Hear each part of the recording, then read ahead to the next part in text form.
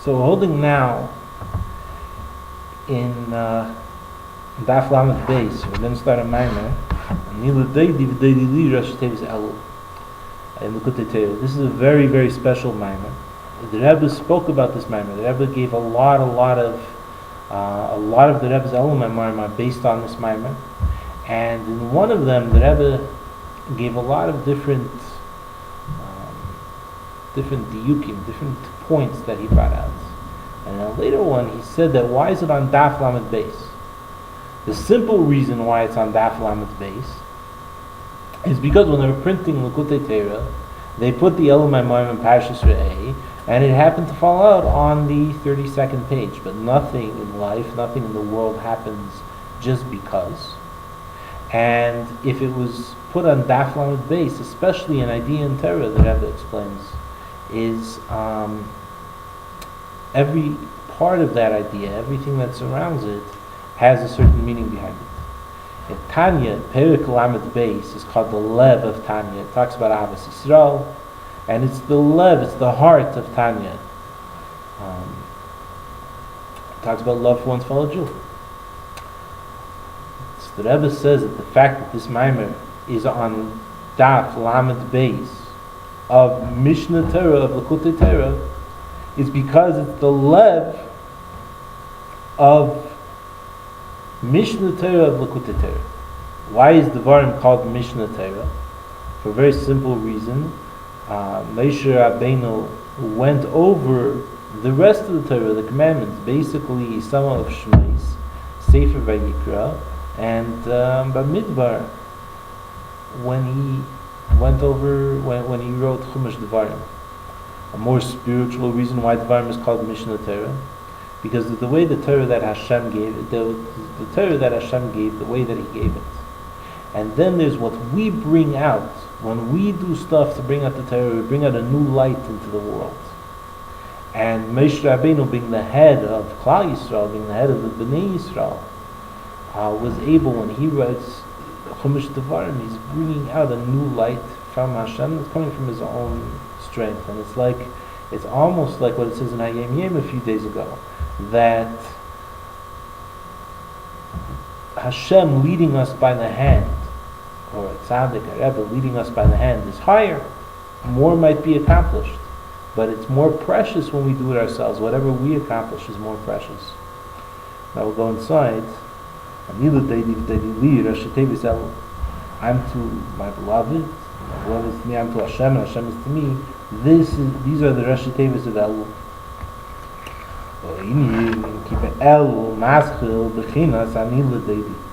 And Elul starts, the idea behind this, that Ani LeDodi, LeDodi Li are the Rashi Tevis of Elul, meaning that they include the main part of Elul in them, not just that they're physically the Rashi Tevis, the abbreviation of Elul. If you take the first letter of each word, it spells out Elul. That's true, but why? Because Rashi Tevis have in them the entire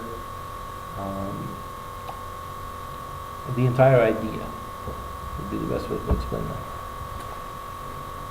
So Elul, if Elul is Rashi Tevis for Ani LeDodi, LeDodi Li, then Elul has in it the idea of I'm for Hashem and Hashem is for me.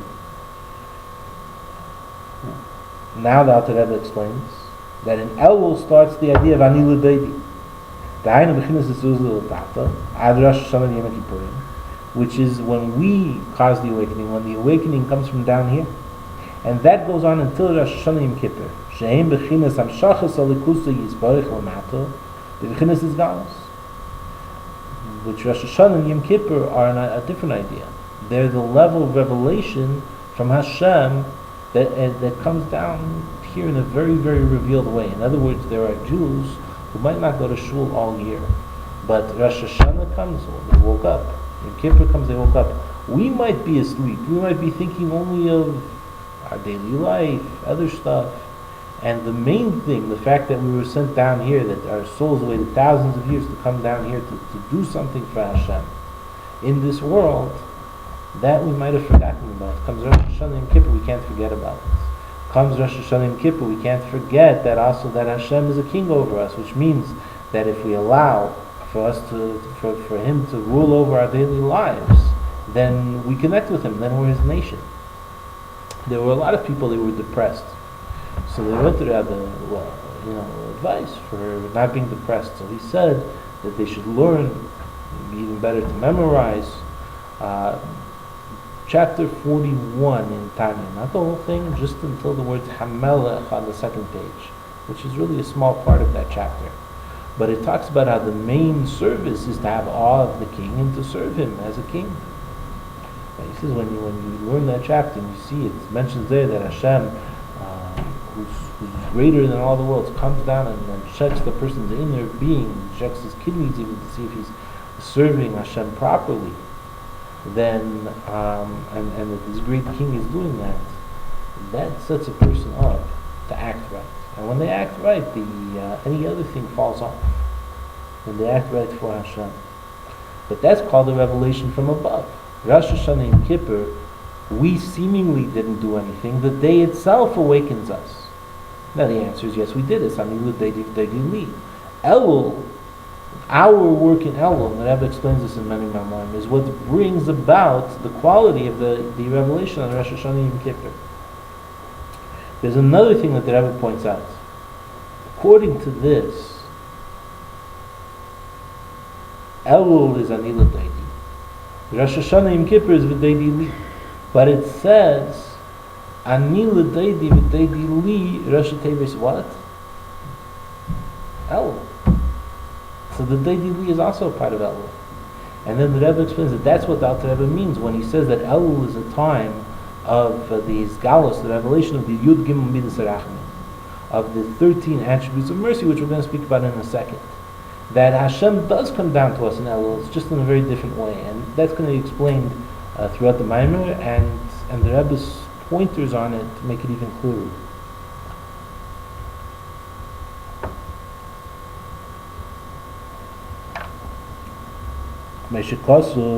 Now we said Rosh Hashanah Yom Kippur are a time of revelation from above. Like it's written, Smeilei Tachas L'Reishi, his left hand is under my head, V'yaminei Techabkeni, and his right hand hugs me. Shemei Rosh Hashanah Ad Yom Kippurim Hu B'chinas Smeilei, B'chinas Yira. From Rosh Hashanah to Yom Kippur, the service to Hashem and the revelation from Hashem is in a way of Yira, is in a way of awe. And there's a few reasons that are brought down for that.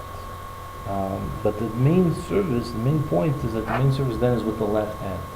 Why the left hand? Says the right hand, the right hand brings close. Smell deicha, and the left hand, the weaker hand pushes away, which means the power to bring close is strong. There's also another thing, that because of Hashem's great love for the world, He comes out. The more that He comes down, the more that we have awe of Him, because we see some kind of revelation, we feel something. That's what it means that's what it means in Galus, about His Galus, that we feel something.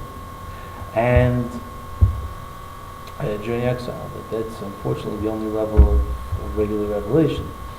And Chassidus gives an example of a stamp, that if you have a stamp with the main design on it, comes outside of the stamp, it goes down, it's called a chesed beilit, and you put it on wax, that it pushes the wax in, it pushes the wax down. So that's more, Hashem reveals Himself, it causes yira in the world. And there's a type of chesed which is not a chesed beilit, where the design is engraved into the chesed itself, into the seal itself. And when you push that down on wax, it goes up, which means that when we don't see, when we recognize these levels of Hashem that are above our understanding, above our connection right now, although the Jew's innermost part is always connected with that, but that's not how we're operating necessarily on a daily level. We're not operating on that level, even though we should be. So we start thinking about how far we are from Hashem, then it's like it's shakua. It goes up. It causes us to go up, just like that chesed shakua. It will cause the wax to go up into it.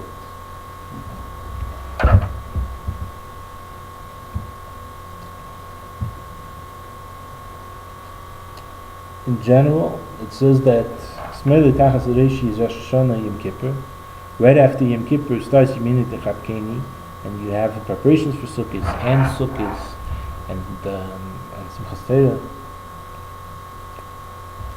Going back to Yom Kippur, Lochin Kerin Lo HaMelech, Ki Malchus Kol Malchus Kol Olam. And therefore, in Rosh Hashanah Yom Kippur, we call him HaMelech. We're going to talk later about Shem Kel. Usually, when you daven Shemini Esrei, you say Akel HaKadosh. The name, Hashem's name of Kel, which is the holy name, is talking about Hashem the way He comes out in Chesed. During the 10 days between Rosh Hashanah and Yom Kippur, including Rosh Hashanah and Yom Kippur, we call him HaMelech HaKadosh because that's the level that's most revealed. And why is he called HaMelech? Ki Malchus Kol Malchus Kol Olam. Pirush Shafilu Ba'elam Yisrael Elamim Tipa Aleim Emas HaMelech Upachtim. We don't just call him HaMelech because he comes down here in a more revealed way as a king. We call him a Melech because even in the highest of worlds, he comes out. Remember, the highest of worlds is only still dealing with Hashem the way he comes out in 10 spheres, or the way that Hashem comes out to make the worlds. But Hashem is infinitely higher than that. So when a higher level is revealed to those worlds too freeze up, and you can imagine going from down to above. You can imagine how great levels we're talking about. We spoke about a Malach of Asiyah, that was a Maamar from the Frierdiker Rebbe, in Peivav, and mentioned that Revolf talked about it a lot. Revolf Greengrass from Montreal, when he gave a shir, he used to mention this when he fabring, that a Malach is that a Malach is a third of the world. Malach b'shlish olam oimid. And there's two pirushim, there's two explanations of what that shlish means. And we're talking about a Malach of Asiyah. We're talking about an Eifan, the lowest type of Malach. One is that the Malach b'shlish olam oimid, the Malach stands at a third of the world. The Malach is the size of a third of the world. In other words, Malach b'shlish olam oimid. The Malach, the Malach, the world is basically a third of the Malach, would be the best, simplest way to explain that. So, there's two pirushim in that sentence, two explanations of that sentence. Either way, what does it mean? It's not talking about the physical. When a Malach does come down into the physical world, you see that he could come down the size of a human. And a Malach is not physical naturally. So we're talking about the spiritual makeup of the Malach. He has either a third of or 3 times the amount of the entire seichel that's in the world, which means that you have 7 billion people, so you would have 2 point something billion times smarter than a person. Or according to the other Pirush, 21 billion times smarter than a person. The same with his Yira, the same with his Ava, and it says something else. Why do we talk about Malachim before Kriyishma? To show that these great things, their whole passion and their whole everything in life that fills them up is Avas Hashem and Yiras Hashem. So it's telling the Nefesh Bahamis, which comes from them, hey, there's something greater than any kind of pleasure or any kind of thing that you're after.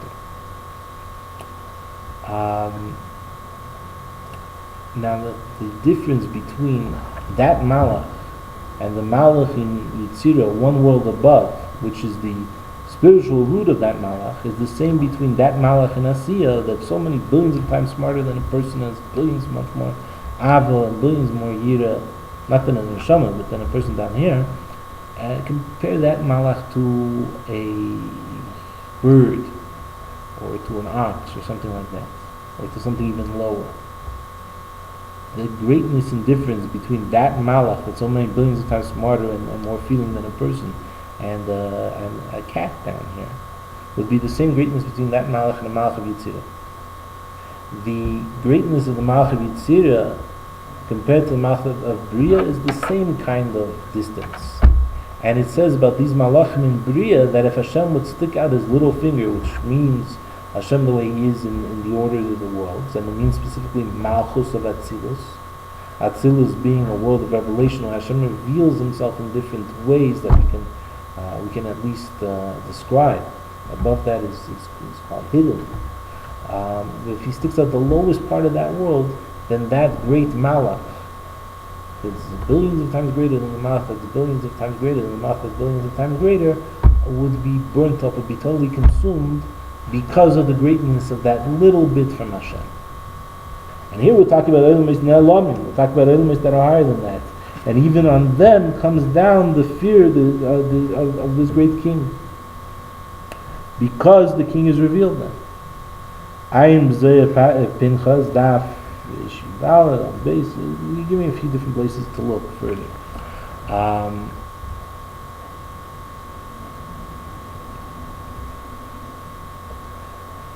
One thing to point out over here is that at the same time it says Dirshu Hashem B'hi Motzei. Look for Hashem, seek Hashem at a time that he's found. And when is he found? He's found by anyone with a broken heart. It's true, but it says what time of the year is he most found? The Aser Simei Tshuva, during the 10 days of Tshuva. So at the same time, when you have the greatest awe and the greatest trembling, and you're standing back, it's because that's the whole Mashal gave about a Chesed Beilit, about how an imprint that's from above comes down and pushes down stuff. The greatness of Hashem and this great love that Hashem has for us, when that comes out, that's what causes the awe. And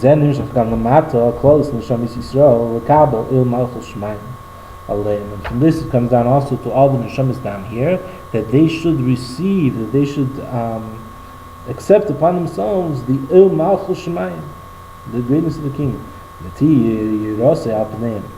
And his yira should be inside of them. Kol Hashem, the entire year.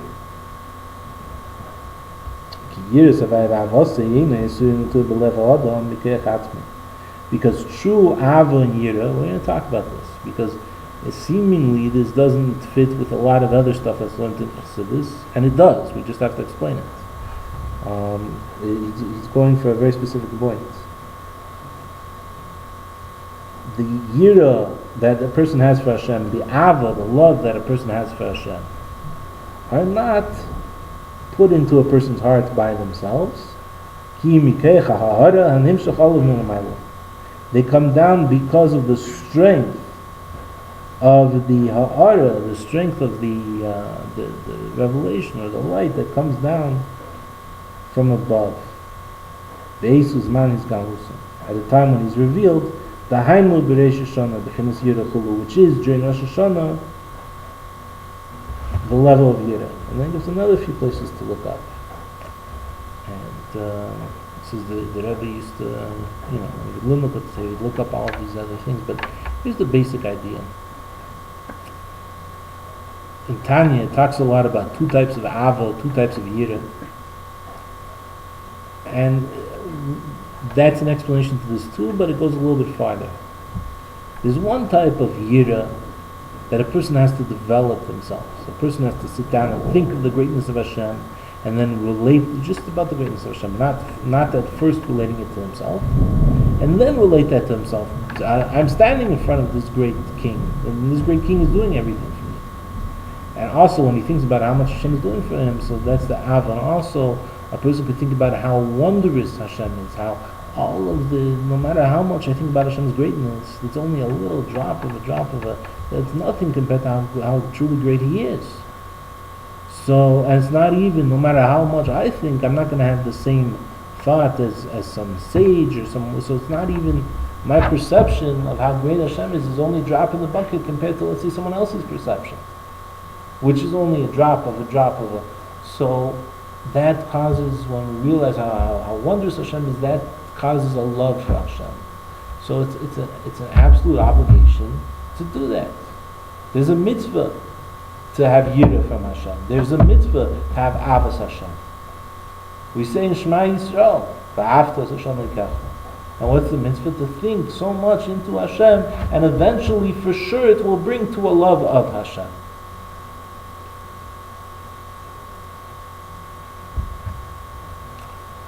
So, but we say that but that's nothing in terms of feeling. Yes, it's more precious, but it's nothing in terms of feeling compared to the revelation that Hashem will give later in the person's heart. He'll give them a new yira, a new level of yira, a new level of ava.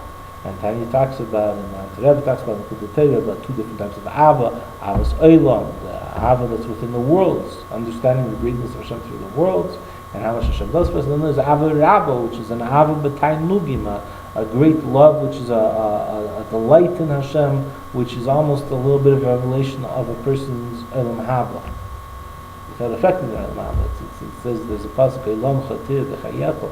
You'll see your world in your life. And that's a great reward. Now, what we're going to get to in a minute is that Elul is a time of great revelation in and of itself. It's a time of the Yizgalus Yudgim Yisrachim. And the Rebbe explains in more detail than is going to come out in this Maamar that the Yudgim Yisrachim is really an awakening. It awakens the person to start doing for Hashem. So yes, the main part of Elul is to do for Hashem, but there's a calling out from Hashem. There's a revelation from Hashem which helps the person to do for themselves, which is the greatest form of service. In other words, there could be one where Hashem reveals Himself in His heart and makes us love Him, or makes us have awe of Him, which would be Rosh Hashanah and Kippur. But then there's another one where Hashem gives us a push, and that push is to awaken ourselves so that we should come and start serving Hashem properly. And that's in a way the greatest thing. But based on that, we have to say that even that first Ava, that first Yira, the Yira that we work on, the Ava that we work on, you could say about that, possibly, that they also don't come about in and of themselves. And they don't come about because of our service. They originally come about because Hashem gives us a push, Hashem leads us in the proper direction. In any case, this level of Rosh Hashanah, all of the holidays bring out their idea for the entire year. Pesach brings out the idea of Pesach, of being able to leave one's limits right away. Shavuos brings out the connection to Hashem through Torah. Sukkot is Hashem's protection. They don't just last for the amount of days that we celebrate them. They are a once in a year revelation that lasts the whole year. It continues forward. So too Rosh Hashanah brings out Yira. And one could say based on this even the Ava, but this close feeling for Hashem, or strong feelings for Hashem. And it brings it out the whole year.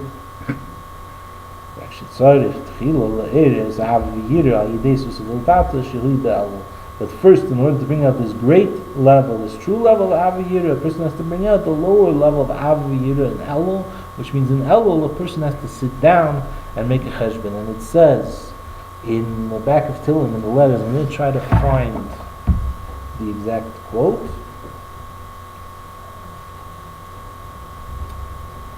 Yeah, it's on page 204 in the back of the small Tillim. The Rebbe hat uns gesagt, the Rebbe told us, this is a sikha from the Frierdiker Rebbe, Yud Gimel Elul, was hat gehört von dem Rebbe, dem Baal Shem Tov Nishmas Eden. It's talking about, probably talking about the Alter Rebbe talking about his Rebbe, the Maggid in Mizrich.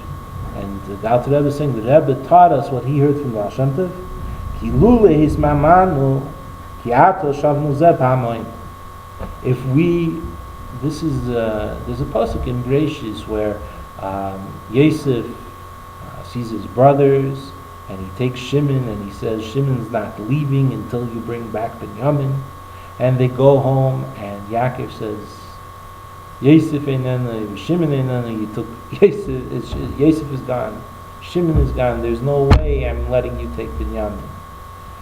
So they stay there, and then eventually the famine catches up. And they say, look, if we would have gone already, we would have already been back twice. There's a deeper meaning in this pasuk. It could also mean, well, let's do it inside.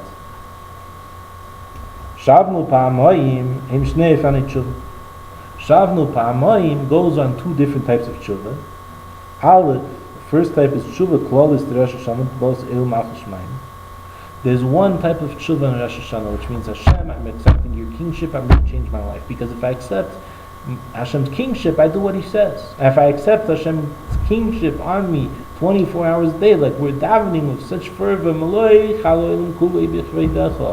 be a melech on the entire world in your glory, and we daven for this, and we beg for this. What's the first thing? The small world is the person. The person is a world in a microcosm. So, if he accepts Hashem upon him in every part of his life and gives over everything, so what's he doing? He's bringing brachas into every part of his life. He's bringing closest to Hashem. He's bringing brachas down materially and spiritually. It says that a Jew's material brachas come from the spirituality. So the more he opens up to Hashem, the more brachas he's bringing down. The more he closes off, chas v'shalom, whatever. But so we beg that Hashem should be a melech over us. That's a general tshuva. In Kippur, we start looking at what's missing, what we need to fix. Beis tshuva pratis Yom Kippurim, lefaret chatov lechavsam. He specifies the sins in order to wash away every specific sin, and to become pure.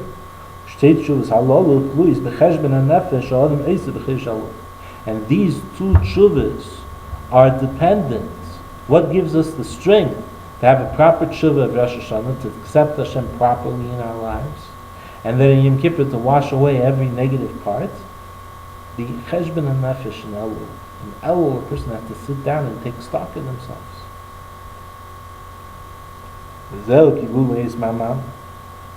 And this is, they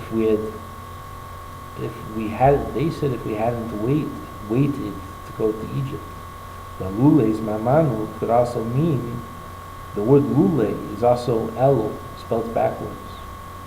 And if it says elul is mamanu, if we sit down and wait in elul, if we sit down and spend some time on a cheshbon hanefesh, on taking track of it, taking stock of ourselves. Luleis is elul, luleis mamanu, ma'adam is mameu, marich b'cheshbon nafshi b'chesh elul. If a person sits down and does a proper cheshbon nefesh b'chesh elul,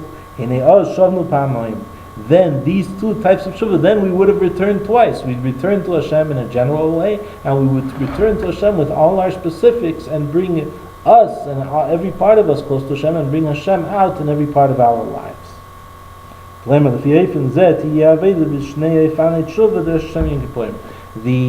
way that we work in Elul, the way that we do cheshbon hanefesh, that we take stock of ourselves in Elul, that's how the Rosh Hashanah will go, and that's how the Yom Kippur will go. And we're going to see some things. Actually, we'll give a little bit of we'll speed up ahead a little bit without speeding up ahead inside. In a few lines, or a little bit more than a few lines, he's going to talk about how Elul is a time when the king is in the field. And it says that when the king is in the field, anyone could come out. And then the Alter Rebbe goes on and says, but when he's in his palace, only the select people could come see him. And the Rebbe says, how do we become one of the select people that can go into the king and have a proper Rosh Hashanah and Yom Kippur? Through our work in Elul. The Rebbe also says that for those who didn't take care of Elul, the work that we all have to do in Elul is to bring down a good year spiritually and materially for us, and a good year spiritually and materially for them too, that the people who did take Elul seriously pull up the people who don't know about Elul or didn't for some reason take Elul seriously. But Elul is a time when you can accomplish the most just by taking stock, and it prepares you for Rosh Hashanah Yom Kippur, upon which the whole next year is dependent.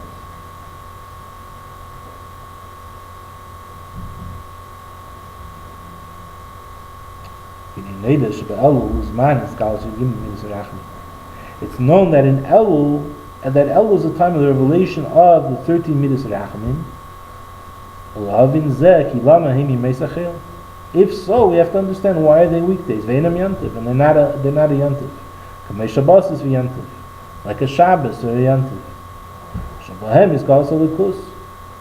The Chinas or Aris Salikus is by. What's a Shabbos? What's a yantiv? Why is it called yantiv? And why can't we do work on Shabbos? Because on Shabbos and yantiv a great level is revealed. It says on Shabbos generally Hashem's Chacham is revealed. And it says on Yantiv it's generally Bina, but it's all different ideas. It's different revelations from Hashem that cause different things to happen. On Shabbos, it says also that usually the world is created with Eisis Adibur. Hashem speaks, or Hashem gives life force, and the life force feels as if it's coming out of Hashem, but it feels that it's something that's coming out of Him, separate. On Shabbos, the world is created with Eisis Machshava, the letters within Hashem's thought, so to speak. These are all Mashalim, examples of different levels and how these different levels feel in relation to how they're coming out from Hashem. The letters in a person's thought is part of their thought, is part of them. It feels as it's part of them. It has a separate idea than the complete makeup of the person. But it feels as if it's part of the person, and therefore that's the level that's creating the world on Shabbos, and therefore it comes out that even somebody who's Amaretz, and what does it mean that they're Amaretz? It doesn't mean that they couldn't learn, or they didn't have a chance. It means that they're into artsies, they're into worldly things, lowly things, instead of Torah, which connects us with Hashem. Even Amaretz in a Yochel Shakir, he can't tell a lie naturally. Obviously he has free choice, but in his natural state, he tells the truth, everything's open, and that's because it's a level, the world is created on a different level. It's created from a level of Eisis Machshava. Hashem shows, as the world feels how everything really is just coming out from Hashem, and how everything is truly a part of Hashem. A little bit of that it feels on Shabbos. Therefore, if there's a revelation from Hashem on that level, or a revelation of Hashem on Yantiv, then we say, a person who's making simple signs, a person who is making different signs that you would make outside, that you would make the way simple people talk in front of a melech, is not showing respect for the king. And at those times there was an absolute king, and the whole system of government, the whole system of the world, of that country being in order, depended on fear of the king. And somebody who does that is considered a form of rebellion, and he's killed. That's why also people ask a lot about, well, what's all this death penalty in Judaism? Well, it says that a court that killed once in 70 years was called a bloody court. We got Mishnah and Makis. But it also says that it's only b'makim hashayivcha, the Sanhedrin have to be sitting in the Beis Hamikdash.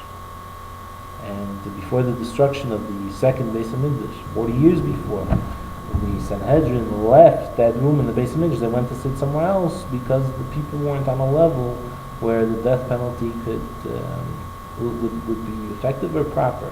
When is the death penalty a possibility when it comes to certain spiritual things? If a person goes up 3 times a year to the Beis Hamikdash and they see a fiery thing from Hashem come down from heaven and swallow up the karbanis, and they see open revealed godliness, then that's a time where, you have to be serious. And somebody else who didn't see that, that's,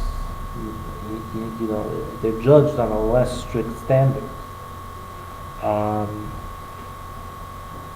There were also a lot of other miracles that were shown in the Beis Hamikdash, but we want the revelation for that, and even then, it's the part is that when we see this kind of revelation, it's not a simple thing to sin, and the person will be inclined not to. At the same time, Hashem gives free choice, which is also an explanation as to why there was a Avodah Zarah then. Because when there are these open miracles, He gave certain feelings for people when they were worshipping Avodah Zarah that are Baruch Hashem no longer available. The Chachamim got rid of them because we wouldn't be able to stand up to them on a natural state. I mean, a person's always able to stand up, but it would be much harder, too hard for us on an average daily level to overcome without some kind of special thing. So the Chachamim got rid of that Yetzer Hara. But it was very clear that the Avodah Zarah had no power in and of its own. It was just some kind of feeling that the person had. Whereas Hashem, it's very clear, runs the world and does everything.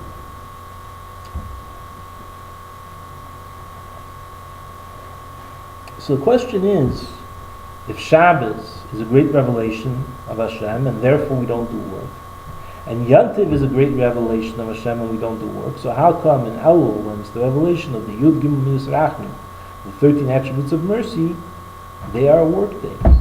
Not just that we say Tachanun. Should be a whole other question here. Now let's make the question stronger. Ubefrat, after that makes the question stronger. The Eis Uzman Yud Gim Midis Sheheim Ha'aretz El Yenis Mei. Especially, we're not just talking about any revelation. It's the revelation of the Yud Gim Midis Rachmin. Veheim Mizgalim Yom Kippurim. There, this is the revelation that comes out on Yom Kippur. The Yud Gim Midis Rachmin are higher than Seder Shtalshus. It's higher than Hashem coming out in the world. It's higher than the level of Chachma that's revealed on Shabbos. It's higher than the level of Bina that's revealed in most Yom Tov. It's Yud Gim Midis Rachmin. They come from higher than Seder Shtalshus. It's to pick us up. It's to anything that we did in the world. This is especially on Yom Kippur. Anything that we did that affects, because the sin affects the amount of life force there is from Hashem in the world. And Yom Kippur comes and cleans that up because it's a level that's higher than the world. It's a level of godliness that's higher than the world, and therefore it can fix all of the damage that we did to the life flow that comes from Hashem in the world. It says when you're doing Avir, it's like stabbing life force out of Hashem, Chas v'Shalom. So Yom Kippur comes and fixes that. But how does it fix it? From this level, Yud Gim Midis Rachmin, the same Yud Gim Midis Rachmin that come in Elul. And for sure, there's a big difference between Yom Kippur and between Elul. So what's going on over here? And Yom Kippur comes out Yud Gim Midis Rachmin, you can't do work. Not just that, it's like Shabbos. It's not like a regular Yom Kippur. Not only is it like Shabbos, we don't eat, we don't drink. It says the fasting itself feeds us. We're nurtured. Our bodies are nurtured from the fasting Yom Kippur. And it's a very, very special high level. It's the day of the year where the soul is the most revealed. Now, the same Yud Gim Midis Rachmin come out in Elul. And what do we do in Elul? We say Tachanun, we go about our daily work. We're supposed to go about our daily work. What's the difference here?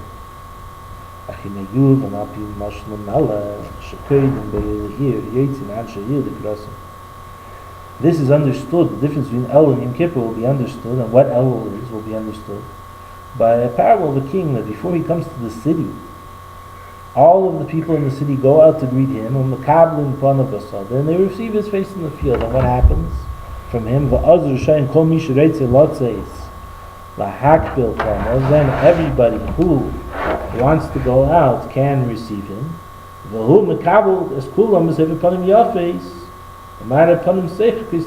he receives them, the king receives them with a pleasant face and shows them a face of joy. The Rebbe explains the difference between the two. We'll get to that in a second, but let's finish the idea here.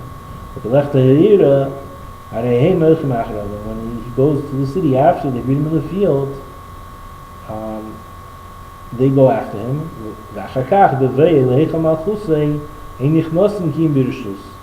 And afterwards, when they come to his palace, they can't go in without permission.